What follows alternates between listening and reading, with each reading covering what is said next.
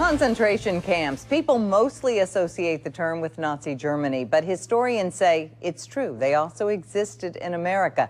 During the Civil War, authorities in Natchez, Mississippi forced tens of thousands of freed slaves into camps built in what's known as the Devil's Punch Bowl. Jacob Kittelstadt explores this forgotten history this Mystery Monday. Untouched fruit falls to the ground near the banks of the Mississippi River. They talk about there's the most beautiful wild peach groves down in the Punch Bowls. And researcher Paula Westbrook says, like a peach, the area known as the Devil's Punch Bowl has a pit, a mass grave from the 1860s. Historians estimate that in 1 year, up to 20,000 freed slaves died in contraband camps below these bluffs. When the slaves were released from the plantations during the occupation, they overran Natchez, and the population went from about 10,000 to 120,000 overnight. So they decided to build an encampment for them at Devil's Punch Bowl, which they walled off and wouldn't let them out.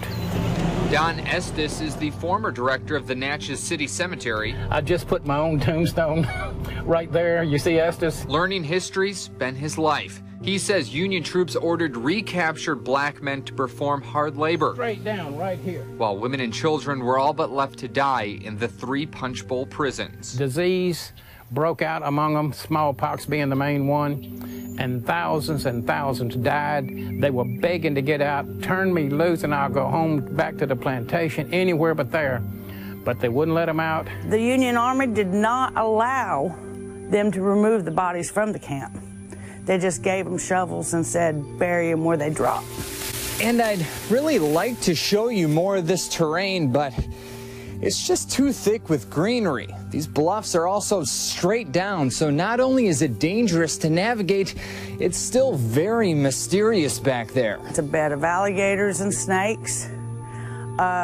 It would take Indiana Jones to get back in there at this point. Then you come on up washing away bluffs, and at the Devil's Punch Bowl that has so many people that no one knows how they got killed or when, and they're still down there wasted. And even to this day, they talk about wild peach trees that come up down there, but no one in Natchez will eat them because they know what the fertilizer was.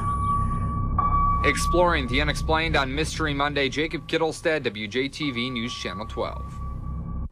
And historians say even now, people might discover old skeletal remains after flooding on the Mississippi. But being on the Natchez Trace, sometimes it's difficult to tell which century those bones are from.